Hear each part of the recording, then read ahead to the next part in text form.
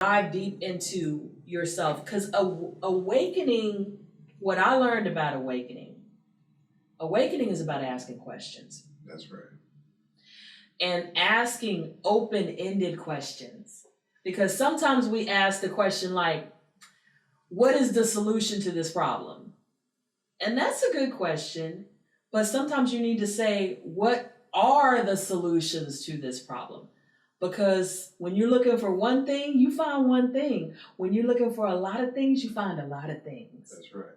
And let me jump in right there, because I think one of the things I talked about in my class, I'm giving a shout out, Saturday on Conversations in African History and Culture, was one of the things I shared was asking questions is a significant sign of someone who is awakening as opposed to someone who is making statements. Mm-hmm. Statements are made when people are trying to validate who they are, or validate where they're coming from, or validate what they're saying. Once you understand who you are and you're connected and grounded to who you are, you don't have to make statements. You ask questions, and you ask questions so that you can get expansive understandings. The way that education is supposed to work, education is supposed to open your imagination to the possibilities of what you become and how you can evolve and revolve that.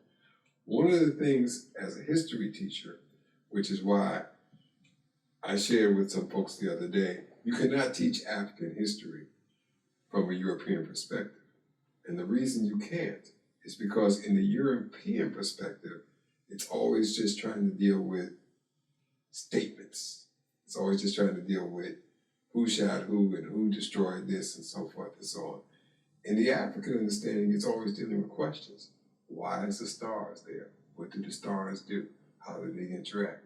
Why does this move? That's how we created chemistry. That's how we created physics. That's how we created medicine. It wasn't making statements. It was asking questions.